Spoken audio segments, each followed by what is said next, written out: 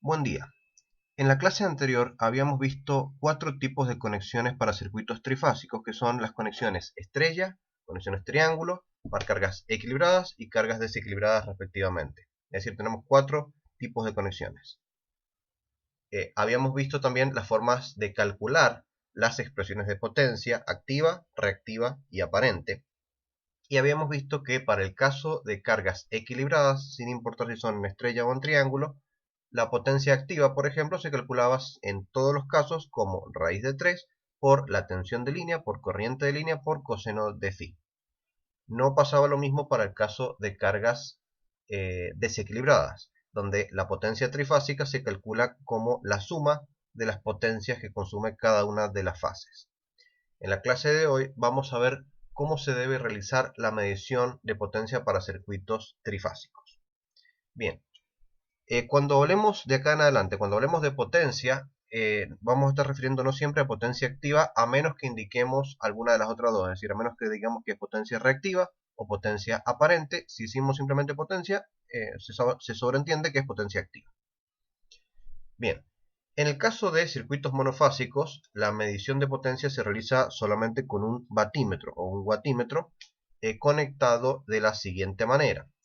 Recuerden que el batímetro es un instrumento que mide potencia activa medida en watt, y para eso tiene, en el caso de ser un batímetro analógico, tiene dos bobinas. Una bobina amperométrica que se conecta en serie con el circuito, por donde tiene que circular la corriente del circuito, y una bobina voltimétrica que va conectada en paralelo con la carga. Es decir, que tiene que estar aplicada la bobina voltimétrica a la misma tensión que tiene aplicada la carga. Y la bobina amperométrica tiene que circular la misma corriente que circula por la carga. También es muy importante conectarlo correctamente, porque cada una de estas bobinas tiene una entrada y una salida. La entrada de la bobina amperométrica se conecta a la red, la salida hacia la carga. La entrada de la bobina voltimétrica se conecta a la tensión de fase, generalmente del lado de la carga, para disminuir el error de medición. Y la salida de la bobina voltimétrica se conecta a neutro.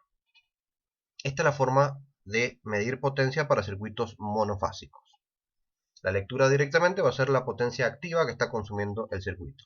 En el caso de instrumentos digitales, en lugar de tener bobinas amperométricas y voltimétricas, tiene circuitos amperométricos y voltimétricos.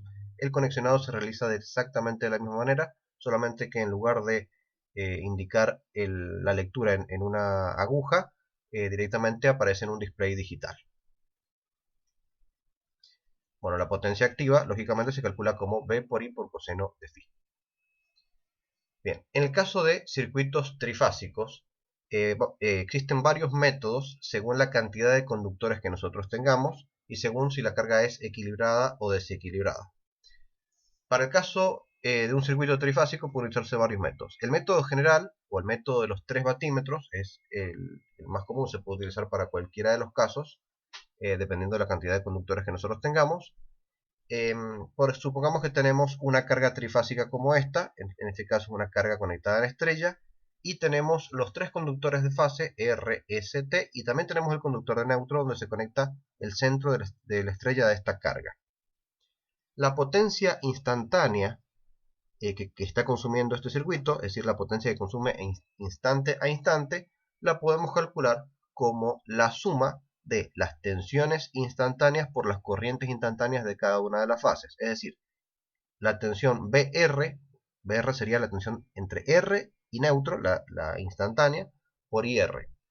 Esa sería la corriente de líneas, es decir, la tensión de fase por la corriente de línea instantánea, BS por IS más BT por IT, donde las tensiones instantáneas BR, BS y BT se calculan de la siguiente manera, como la tensión máxima, BR máxima, por coseno de omega t. Recuerden que omega es 2pi por la frecuencia.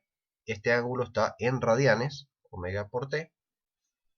La tensión instantánea BS sería BS máxima por coseno de omega t menos 120. Esto en realidad está expresado en 120 grados, pero realmente tendría que estar expresado en radianes. Lo ponemos así para simplificar la lectura simplemente, pero a la hora de hacer cálculos, esto debería estar en radianes porque eso está en radianes.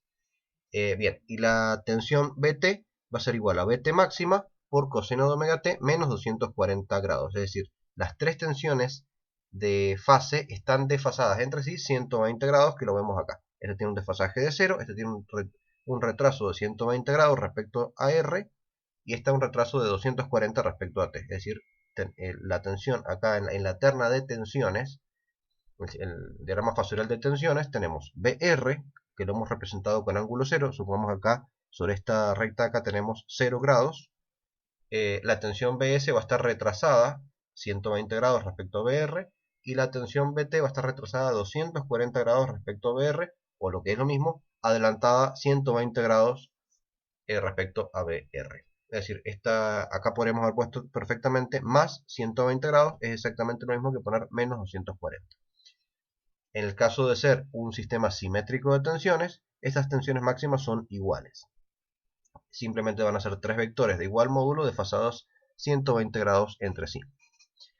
Si la carga es una carga desequilibrada, un caso general, generalmente siempre existen desequilibrios en las cargas, en cualquier red eléctrica, si nosotros medimos cualquiera de las corrientes de fase en una instalación, generalmente no va a haber un equilibrio perfecto, siempre va a haber algún tipo de desequilibrio. Estamos viendo el caso más general. ¿Cómo calculamos las tres corrientes de línea? La corriente instantánea de línea IR la calculamos como IR máximo por coseno de omega t menos phi r. Phi r es el desfasaje que existe entre BR e IR. Eso va a depender pura y exclusivamente de la carga conectada a esa fase. La corriente IS, referenciado al único sistema de referencia que sería el ángulo 0 ubicado sobre esta recta, va a ser igual a IS máximo por coseno de omega t menos 120 grados menos phi s, que sería el desfasaje de la carga conectada a la fase S, y lo mismo para la fase T. Estos phi r, phi s y phi t, como les dije, dependen de las cargas conectadas a cada una de las fases. Y estas que están acá son las corrientes instantáneas. Entonces, la potencia instantánea sería el producto de las tensiones instantáneas por las corrientes instantáneas. La suma en cada una de las fases nos da la potencia instantánea trifásica total.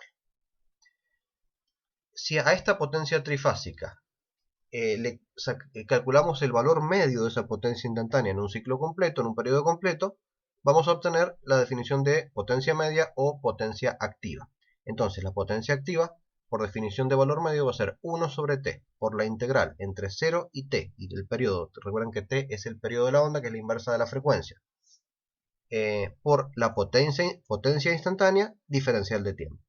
La potencia instantánea es esta ecuación que tenemos acá, que podemos reemplazar estas ecuaciones dentro de esta ecuación, y esta ecuación reemplazarla acá y resolver las integrales. Cuando ustedes resuelvan esas integrales, no lo vamos a hacer acá por una cuestión de tiempo, si ustedes las resuelven, van a llegar a esta expresión que tenemos acá. Estos son ya valores eficaces. La potencia activa, trifásica total, va a ser la tensión eficaz. Ya cuando hablemos ahora de tensiones y corrientes, simplemente van a ser los valores eficaces. La tensión de fase BR por la corriente de línea IR por coseno de phi r, más BS por IS por coseno de phi s, más BT por IT por coseno de phi t. Como vemos acá, la expresión de potencia activa tiene tres sumandos. Esta expresión nos está indicando cómo conectar los batímetros. Cada uno de estos sumandos representa la lectura de un batímetro. El batímetro 1 tiene que medir la tensión de fase BR, es decir, entre R y neutro. Tiene que estar conectado a la bobina voltimétrica de ese batímetro, y la bobina amperométrica tiene que leer la corriente de línea IR, es decir, que tiene que estar intercalado en el conductor R. Y simultáneamente, como está leyendo tensión y corriente en forma simultánea, ya conoce el desfasaje, el batímetro. Por lo tanto, ya puede calcular la potencia activa. El batímetro 2 tiene que leer la tensión de fase BS, es decir, entre S y neutro, y tiene que estar intercalado en el conductor S. Es decir, tiene que leer la corriente IS. Y el tercer batímetro tiene que leer la tensión entre T y neutro, la bobina voltimétrica, y la bobina amperométrica intercalada en la fase T. De esa forma, si nosotros tomamos la lectura de los tres batímetros y sumamos las tres lecturas, nos va a estar dando la potencia trifásica total. Bien. Esta expresión la expresión anterior que hemos visto, nos lleva al método general, que es, cuando hablamos de método general, quiere decir que es aplicable en cualquier caso, sean iguales o diferentes las tensiones, las impedancias y las corrientes, que puede aplicar para cargas equilibradas o desequilibradas indistintamente, por eso es un método general. Esto lleva entonces al método de los 3 batímetros, que corrobora el teorema de Aron. El teorema de Aron nos dice que para medir potencia en sistemas de n conductores, en el caso del ejemplo anterior teníamos 4 conductores, necesitamos n-1 batímetros o watímetros. Es decir que si tenemos 4 conductores como en el ejemplo de recién, nos harían falta 3 batímetros para poder realizar lectura. Coincide lo que hemos analizado con el teorema de Aron. Entonces, ¿cómo se conectan los batímetros? Ya lo hablamos en la filmina anterior. Acá está el esquema de conexiones de cómo se debe conectar. Tenemos la carga, en este caso en estrella, con neutro conectado. Y conectamos el batímetro 1, midiendo la tensión de fase BR y la corriente de línea IR. Y lo mismo para los batímetros 2 y 3 en las fases S y T respectivamente. Las lecturas de los 3 batímetros las sumamos y nos da la potencia trifásica total.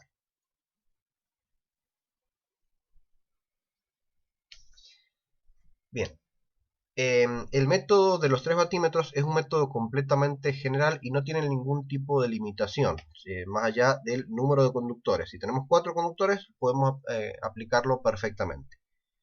Es decir, se puede aplicar siempre que tengamos 4 conductores, sin importar si las tensiones son distintas en módulo, las corrientes son distintas, las impedancias son distintas y los desfasajes son distintos. Podemos aplicar en cualquiera de estos casos.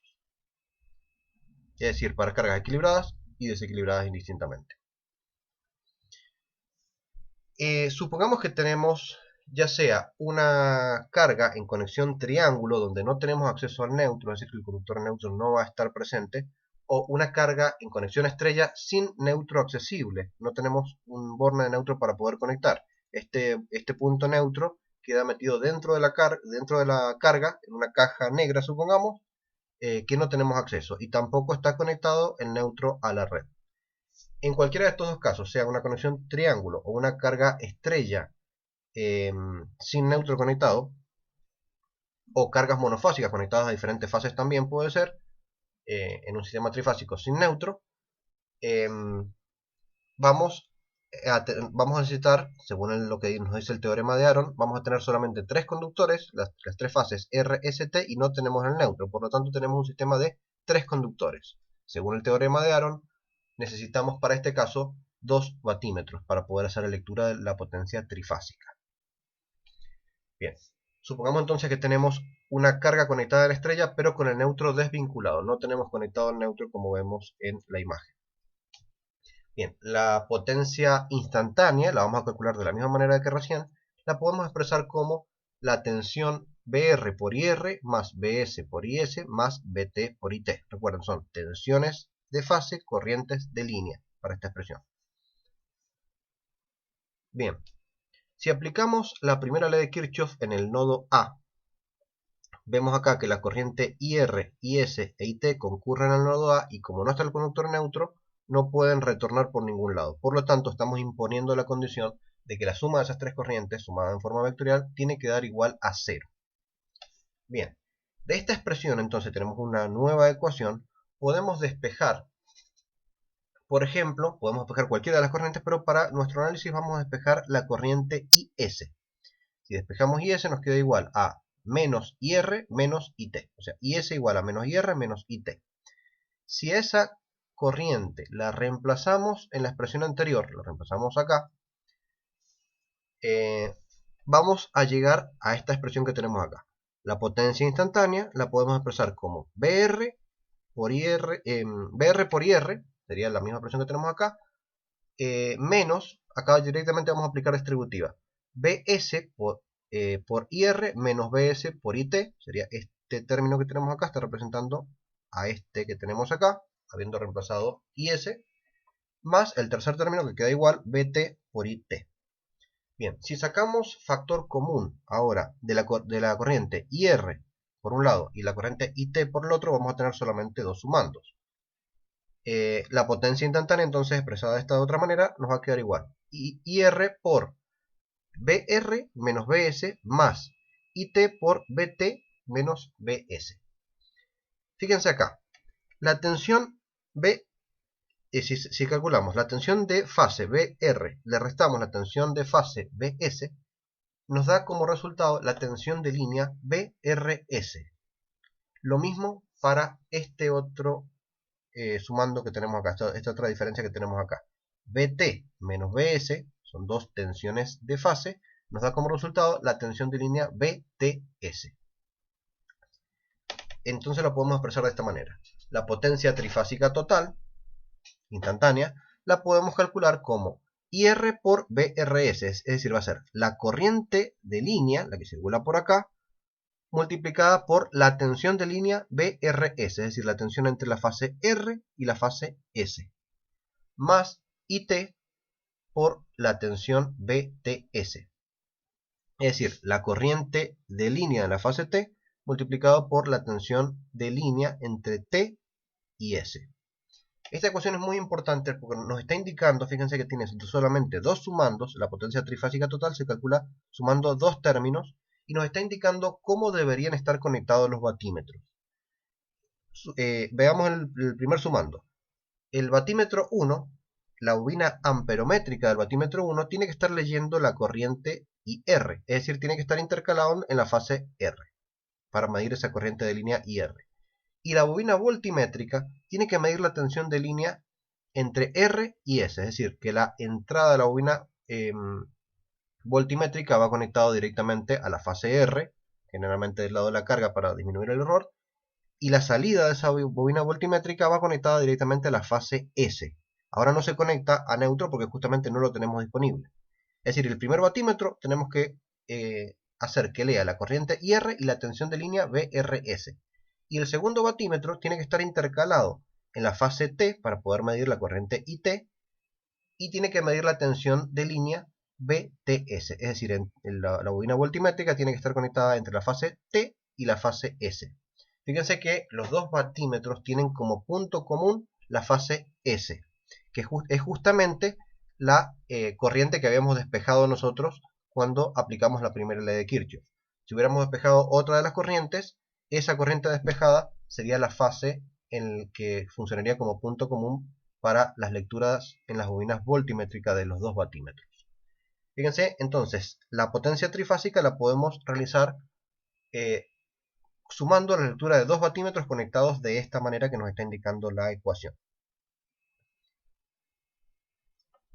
Bien, entonces de aquí surge el método de los dos batímetros. Bien, si la expresión que teníamos recién es el valor instantáneo de la potencia. Si queremos encontrar la potencia activa, tendríamos que calcular por definición de valor medio, resolviendo la integral, 1 sobre t por la integral entre 0 y t de la potencia instantánea diferencial de tiempo. Reemplazando todo eso y resolviendo, van a llegar a esta expresión que tenemos acá.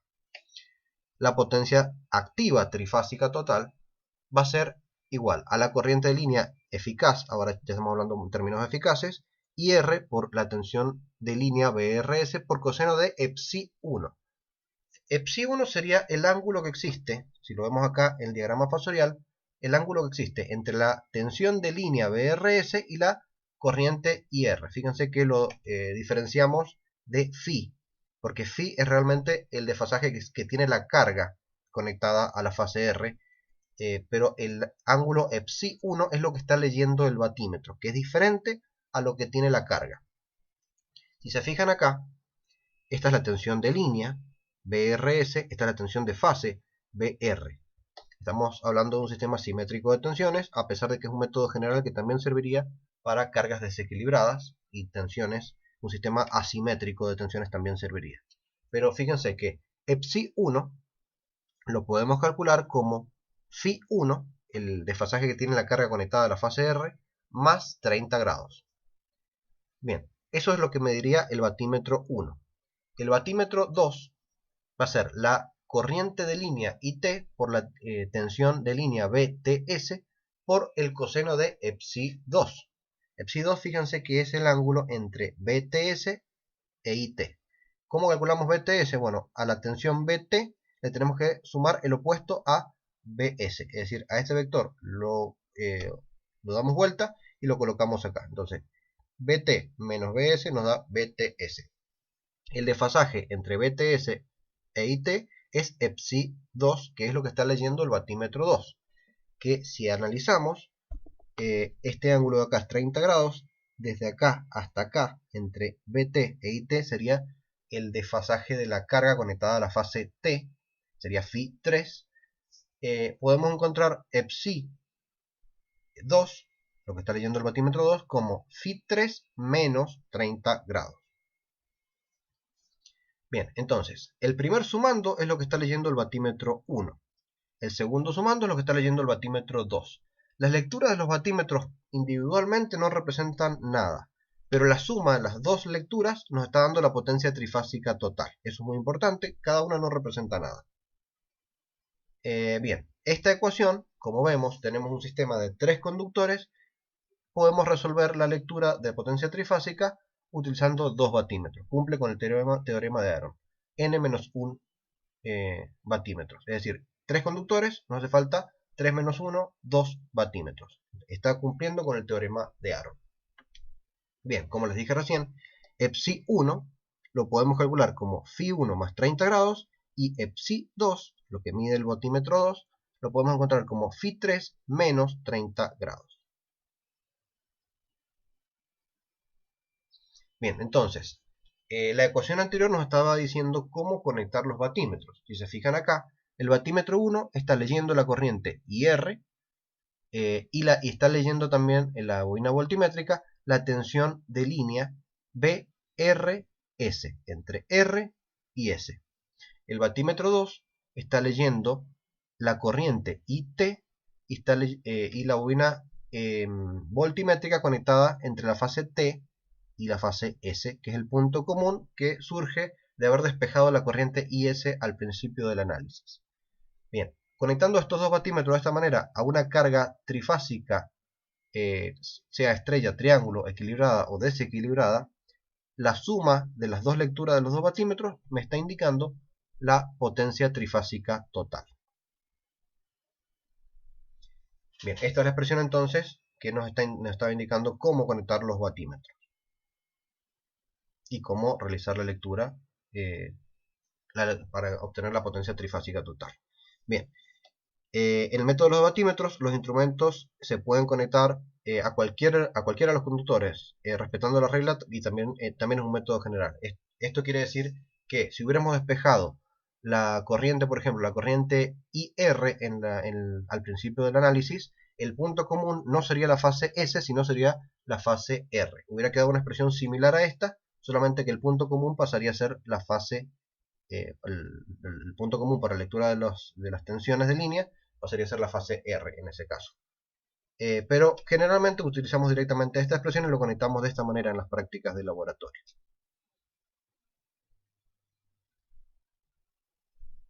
Bien, ¿qué sucedería si tenemos una carga inductiva conectada a la fase R, es decir, que Φ1, que es la que está conectada a la fase R, sea bastante inductivo con un desfasaje de 60 grados? Eso va a implicar, si Φ1 es 60 grados, EPSI1, que es lo que está leyendo el batímetro 1, dijimos que era Φ1 más 30 grados, es decir, 60 más 30 nos da 90 grados. Es decir, que el batímetro 1 estaría leyendo un desfasaje entre la tensión y corriente que está leyendo de 90 grados. Si la potencia activa es B por I por coseno del ángulo entre estas dos tensiones, que está leyendo, que sería 90 grados en este caso, EPSI, la coseno de 90 da 0.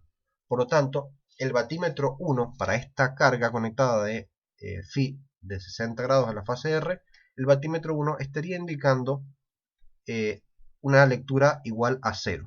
Estaría la aguja, si en el caso de ser analógico, en 0, o en el caso de ser digital marcaría en el display 0 watts. Eso no implica que la potencia trifásica total sea 0, porque todavía falta la lectura del segundo batímetro. Cuando sumemos P1, la lectura del primer batímetro, que es igual a 0, más P2, que es la lectura del segundo batímetro, que no va a ser igual a 0, eso nos está dando la lectura de la potencia trifásica total, que para este ejemplo en particular coincidiría con la lectura del segundo batímetro. Bien, pero ¿qué sucedería si tuviéramos una carga que sea más inductiva todavía, más de 60 grados. En ese caso, psi 1 va a ser un ángulo mayor a 60 grados más 30 grados me va a dar un ángulo mayor a 90 grados. Ustedes saben que si se calculan el coseno de un ángulo mayor a 90 grados, el resultado les va a dar un valor negativo. Es decir, que coseno de psi 1 va a ser menor que 0, va a ser negativo. Por lo tanto, la lectura del batímetro 1 indicaría, si calculamos B, la tensión de línea por la corriente de línea por coseno de psi 1, les va a dar una potencia negativa. En el caso de ser un instrumento de aguja, un instrumento analógico, la aguja, si no está preparado para lecturas negativas, trataría de ir a los valores negativos. Como tiene un tope, la aguja toparía ahí, pero estaría haciendo fuerza y podría incluso llegar a romper, si la fuerza es muy grande, podría llegar a romper incluso el instrumento. Entonces, ¿cómo podemos hacer para realizar una lectura para un caso como este, una carga muy inductiva? ¿Cómo deberíamos proceder para poder realizar la lectura?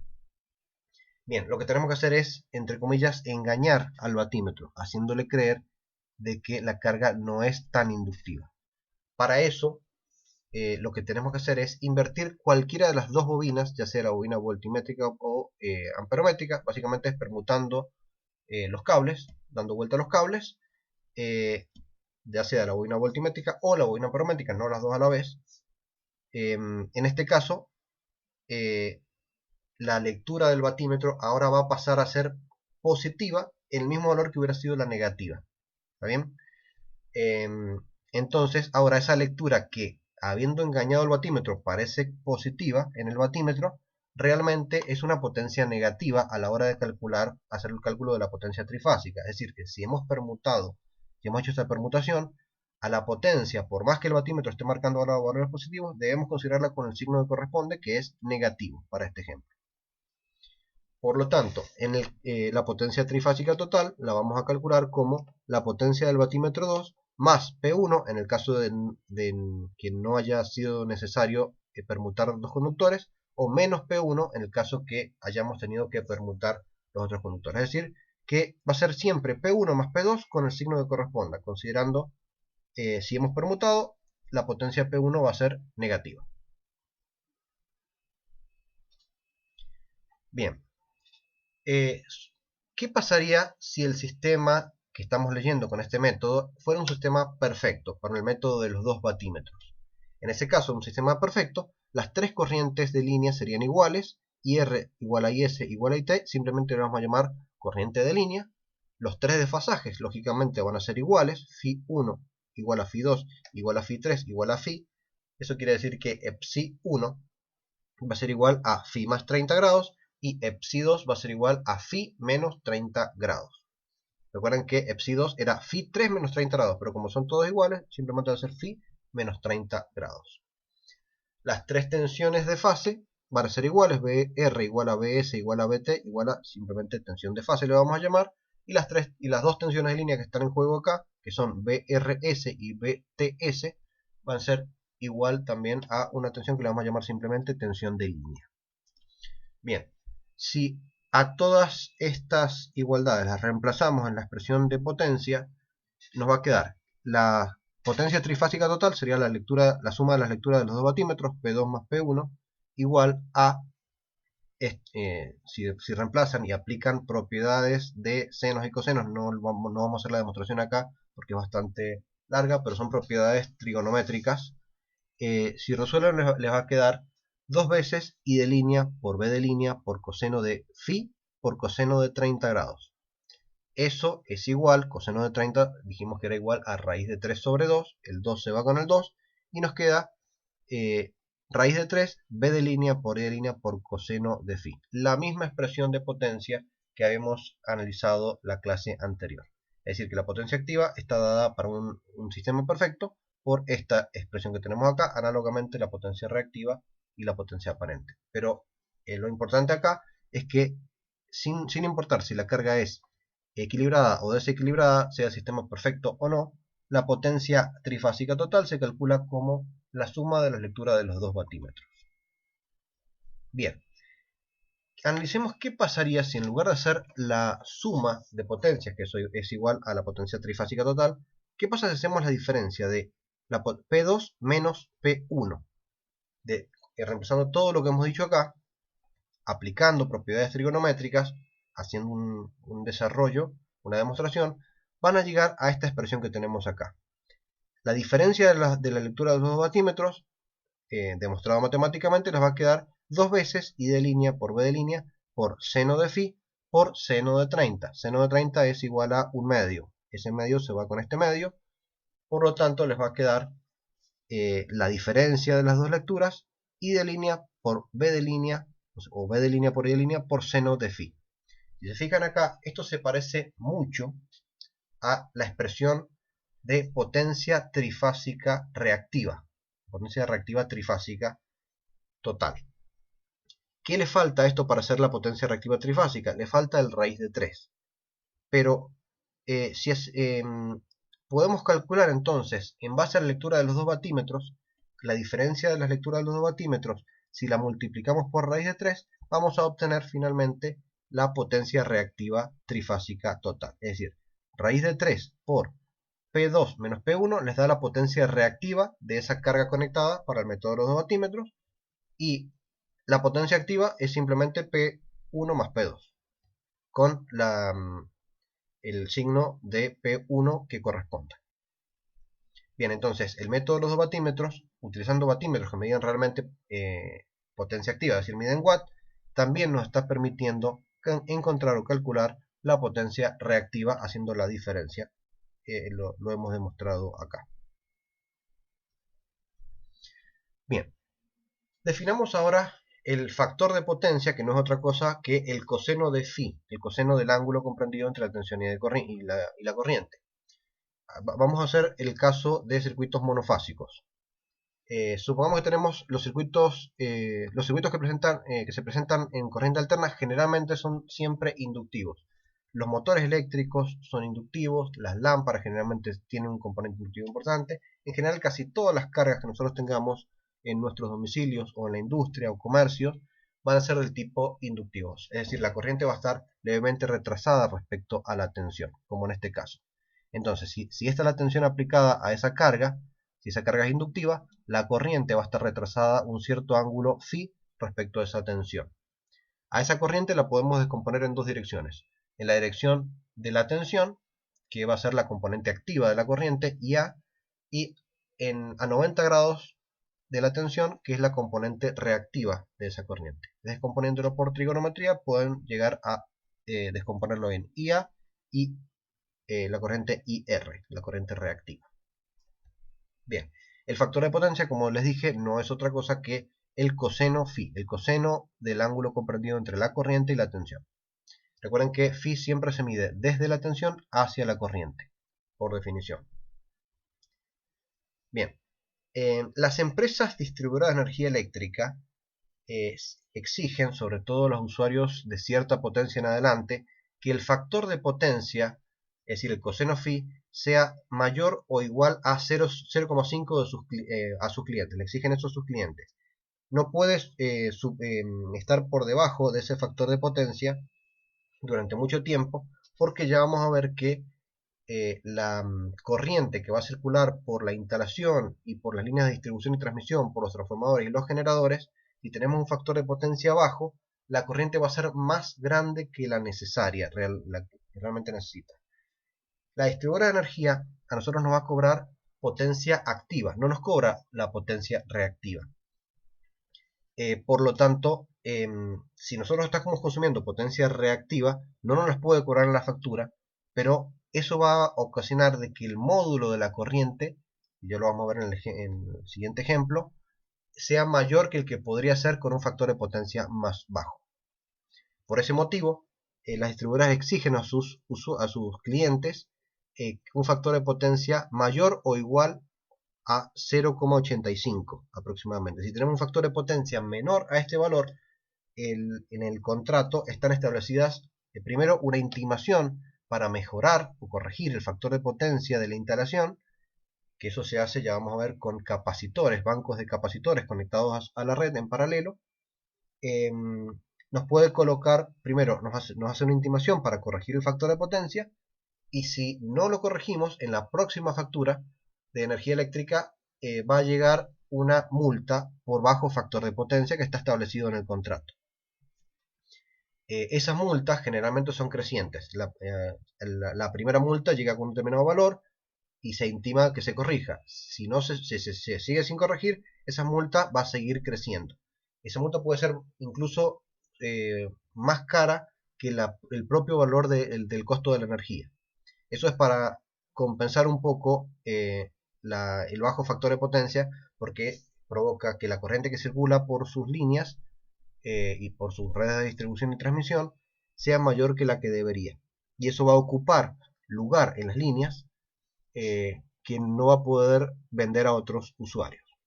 ¿Por qué la distribuidora nos cobra potencia activa, o mejor dicho, la energía activa y no la energía reactiva? Porque la energía activa es la que proviene, la potencia activa, es la que proviene de otra fuente de energía, como por ejemplo puede ser el combustible. Es decir, que para generar potencia activa hace falta quemar combustible. Pero para generar potencia reactiva no hace falta quemar combustible, no hace falta consumir combustible ni agua en el caso de una central hidroeléctrica, ni viento en el caso de una eólica, ni radioactiva en el caso de una nuclear. Por ese motivo nos cobran la potencia activa, porque es la que está relacionada con el costo de la producción, que generalmente es combustible o cualquier fuente de energía de la cual proviene nuestra energía eléctrica. La potencia reactiva la podemos generar a partir de generadores sincrónicos. Ya vamos a ver cómo se hace con el generador para que genere potencia reactiva sin consumo adicional de combustible. O también la podemos generar localmente utilizando capacitores. El capacitor es capaz de generar potencia reactiva inductiva que consumen las cargas inductivas. Bien, vamos a analizar el caso de que tengamos un factor de potencia menor a 0,85. Pero primero veamos dos ejemplos. El caso 1, supongamos que tenemos una carga monofásica que consume una potencia activa, que en base a esto es lo que nos va a cobrar la distribuidora de energía, de 2200 watts, un coseno phi de 1, en este caso sería una carga resistiva pura, es decir, un phi de 0 grados, es decir, sería una resistencia simplemente conectada, podría ser, por ejemplo, una estufa eléctrica, que la estufa eléctrica generalmente tiene un factor de potencia 1, y la tensión es 220 volts. Podemos calcular a partir de la expresión de potencia monofásica la corriente como la potencia activa sobre la tensión por el coseno de phi. Es decir, va a ser 2200 sobre 220 y coseno phi vale 1. Por lo tanto, esto nos va a dar 2200 sobre 220, nos da 10 amperes. Es decir, que esta carga está consumiendo 2200 watts y la corriente que circula por la instalación eléctrica nuestra y la que estamos tomando de la red de la distribuidora es de 10 amperes. Supongamos ahora un segundo caso. Es una carga muy parecida, consume la misma potencia activa, pero con un factor de potencia de 0,7. Es decir, lo que nos van a cobrar por el costo variable de la energía es exactamente lo mismo en los dos casos. Solamente que en este caso tenemos un coseno phi, un factor de potencia de 0,7 que corresponde a un ángulo de 45 grados y la tensión es la misma.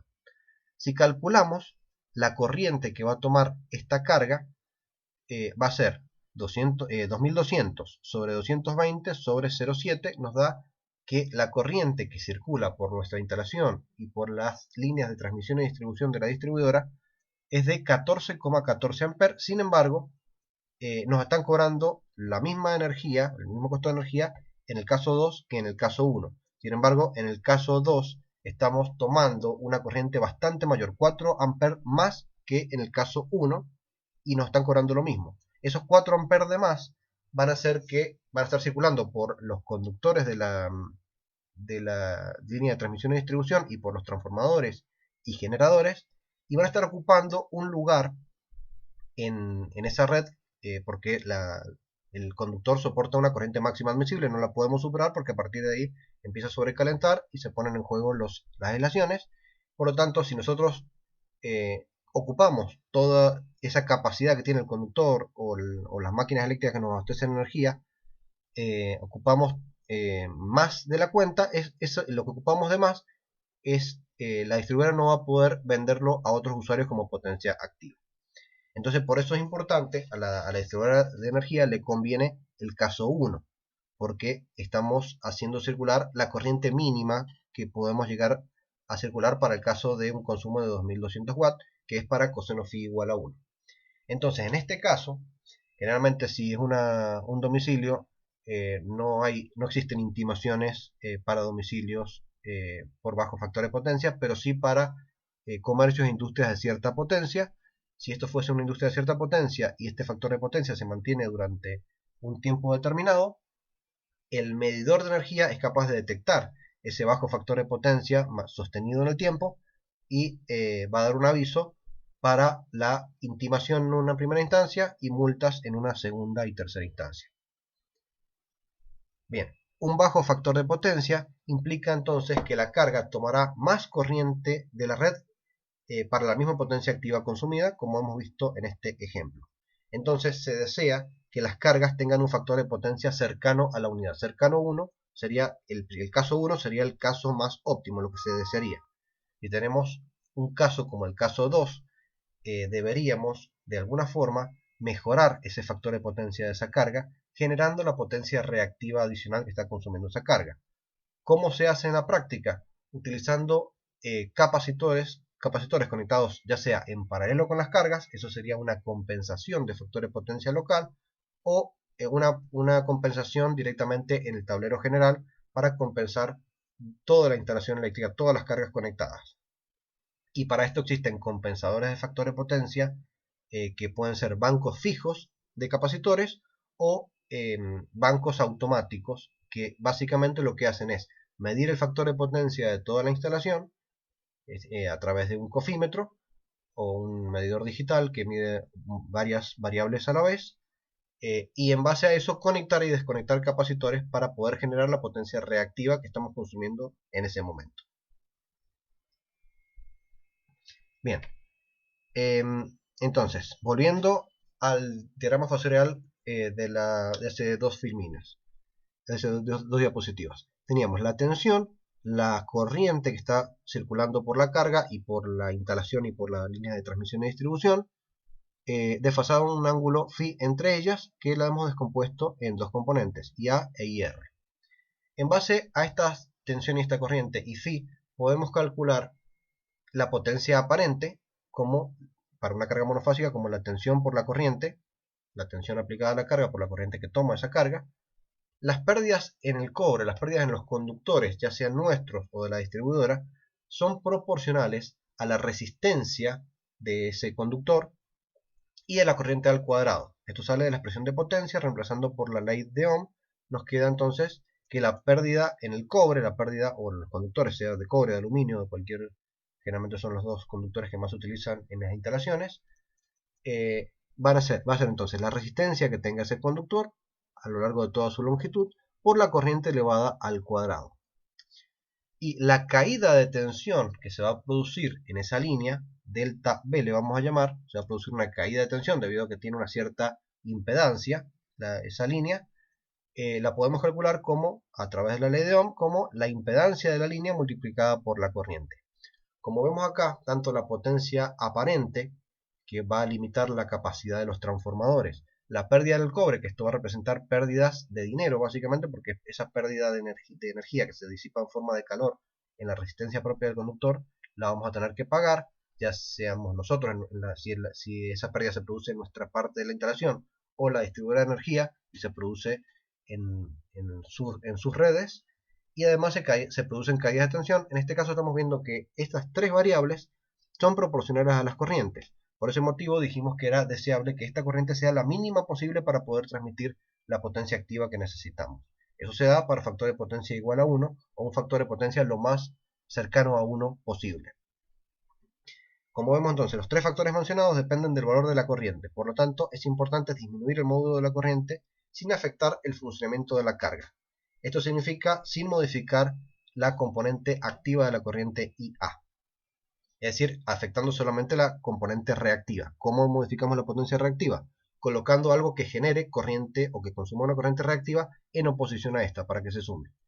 ¿Quién consume una corriente en oposición a una corriente retrasada respecto a la tensión, un capacitor consume una corriente adelantada 90 grados respecto a la tensión. Entonces, si sumamos la corriente, la componente reactiva de la corriente con la corriente que consume un capacitor, la resultante de la corriente reactiva va a ser menor. Por lo tanto, la composición de esas tres componentes de corriente ahora va a dar como resultado un módulo de la corriente menor. Bien, entonces, como dijimos, para corregir el factor de potencia, lo que debemos hacer es colocar capacitores, o sea uno o varios capacitores, en paralelo con la carga. El esquema de conexiones para compensar el factor de potencia es como el siguiente. Acá tenemos la carga que teníamos anteriormente y en paralelo con esa carga, conectada a la misma tensión, los mismos conductores de la red, vamos a conectar un capacitor en este caso. Eso va a hacer que la componente activa de la corriente no se vea afectada porque el capacitor consume una corriente a 90 grados de la tensión y está en adelanto. La corriente reactiva que consumía la carga era IR, este segmento de acá hasta acá. Pero ahora la suma, la corriente I' que va a consumir ahora la carga, va a ser la suma de la corriente que consumía antes, esta que tenemos acá, que tenía dos componentes, IA e IR, más IC. Es decir que si sumamos ahora, I' va a ser igual a IA más IR más IC. Si sumamos primero las dos componentes que están colineales, es decir, IR le sumamos IC, obtenemos IR', que sería la componente reactiva de la corriente ya compensada.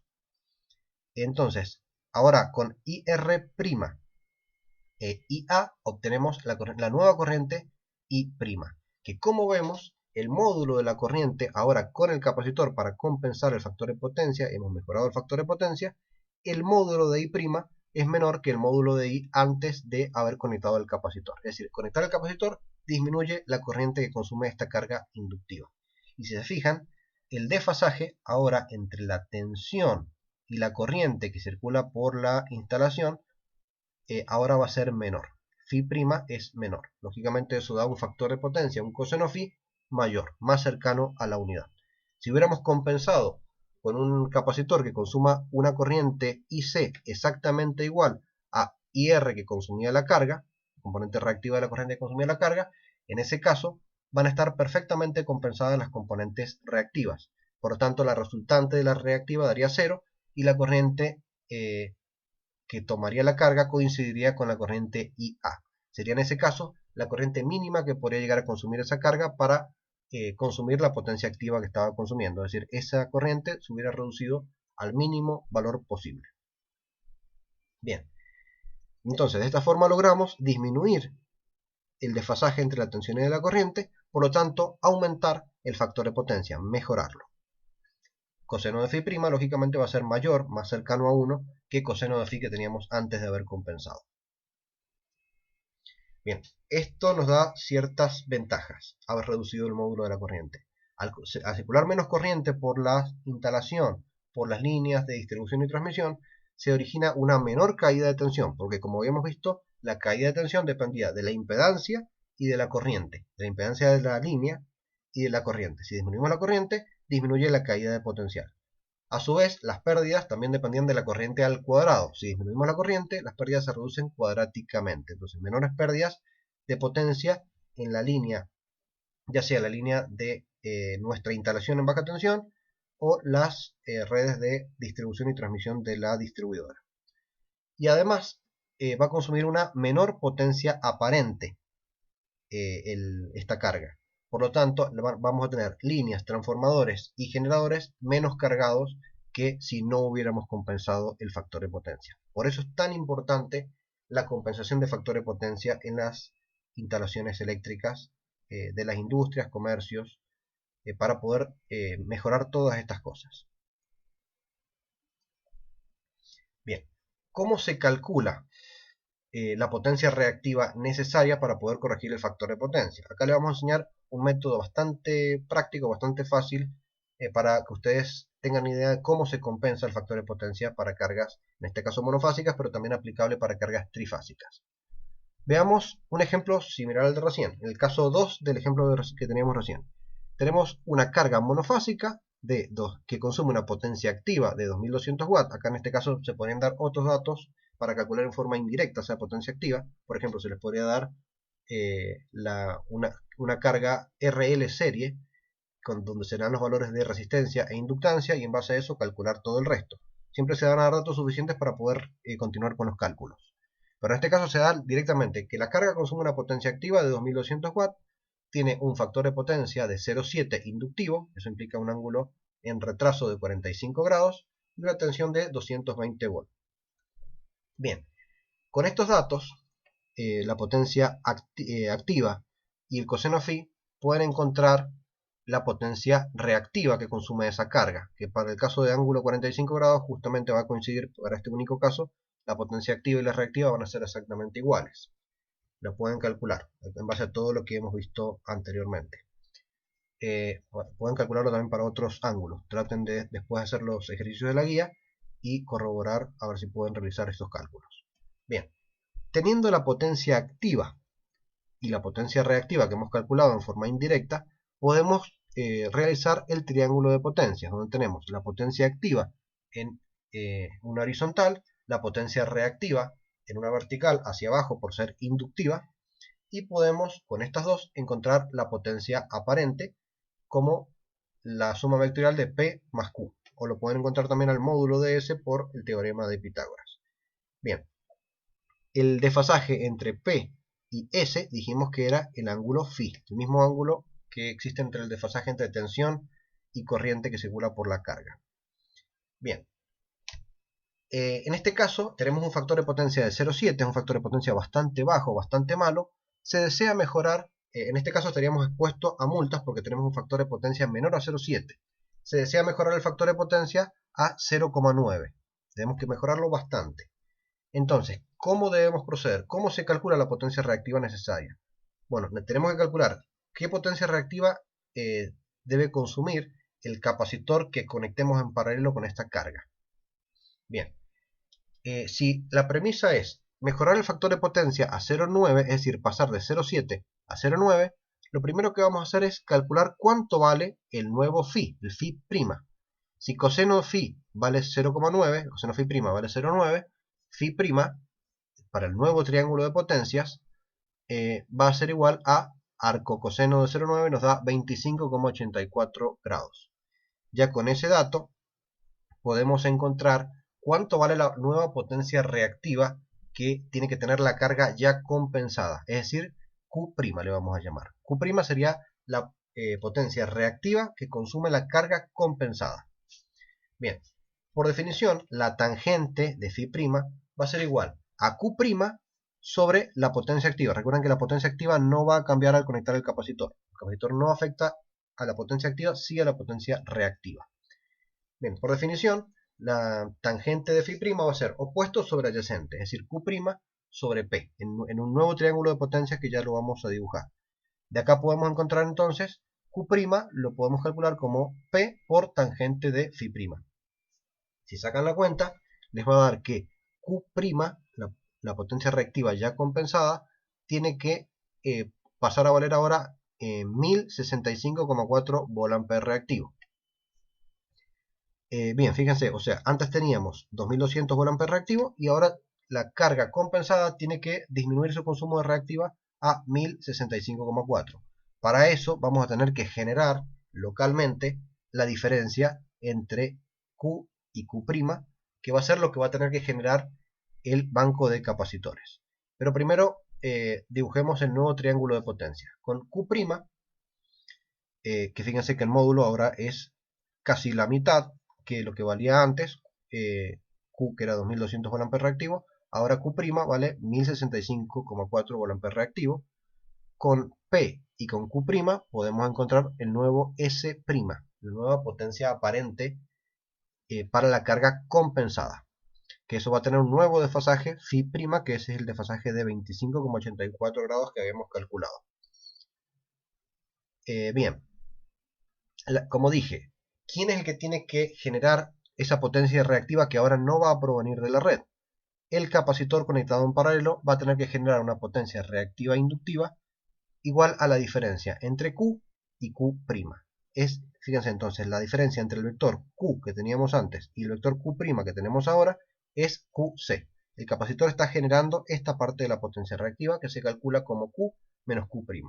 Y les da que la potencia reactiva que debe consumir el capacitor va a consumir una potencia reactiva inductiva, va a generar, perdón, una potencia reactiva inductiva de 1134,6 VA reactivo, o lo que es lo mismo, va a consumir una potencia reactiva capacitiva del mismo valor. Son sinónimos. Hablar de generar potencia reactiva inductiva es exactamente lo mismo que decir consumir potencia reactiva capacitiva. Bien, entonces la diferencia entre las dos, dijimos, es QC. ¿Qué quiere decir eso ahora? Nuestra carga monofásica consume una potencia activa P y una potencia reactiva Q. Pero ahora, a partir de haber compensado, parte de esa potencia Q que consume la carga, parte la provee el capacitor. Es decir, 1134 VA reactivos los abastece el capacitor, y la otra parte, los 1065 VA reactivos, provienen ahora de la red. Es decir, que hemos disminuido el consumo de reactivo de la red de 2200 a 1065. Eso va a hacer que el módulo de la corriente que estamos consumiendo disminuya. Podríamos haber compensado a un factor de potencia igual a 1. Generalmente no conviene sobrecompensar porque se pueden producir fenómenos de resonancia que pueden elevar la tensión a valores peligrosos.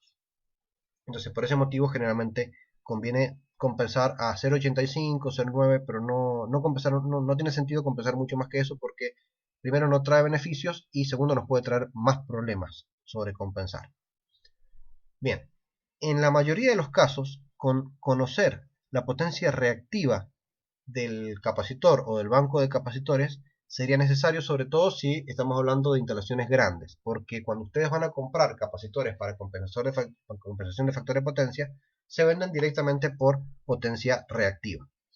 Pero si están compensando una carga más pequeña, los capacitores generalmente más pequeños vienen en microfaradios. Se compran por microfaradio, no por potencia reactiva.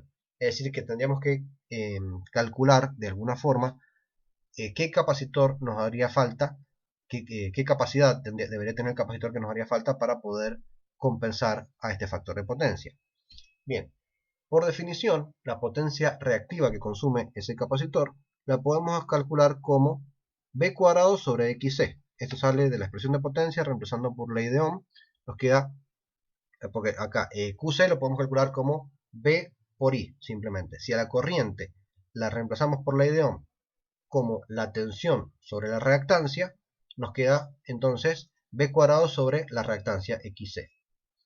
Bien, de esta expresión QC ya lo conocemos, la tensión también la conocemos, 220 volt, nos podríamos entonces calcular cuánto vale XC despejando esta ecuación. Entonces de acá despejamos XC y nos queda 42,65 ohms. Eso sale de hacer 220 al cuadrado sobre QC, que vale 1134,6 VA reactivo.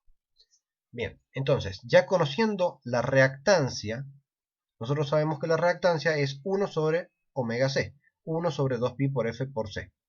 Bien, ya conocemos la reactancia y conocemos la frecuencia, despejamos el capacitor y nos da que el capacitor, la capacidad necesaria que debe tener el capacitor para compensar a 0,9 es de 74,6 microfaradios. Bien, este es un ejemplo, lo quise hacer con números, bien práctico, porque en la guía lo tienen de forma muy analítica, y por ahí para entenderlo mejor, es mejor entenderlo con números, para ver un ejemplo claro. Entonces, bueno, ya con esto, ya tienen información suficiente para poder ustedes realizar ejercicios de compensación de factor de potencia. Hasta acá entonces llegamos con la unidad número 3, que es lo que va al parcial número 1. Ahora les toca entonces realizar las guías de ejercicio y hacer todas las consultas que les hagan falta.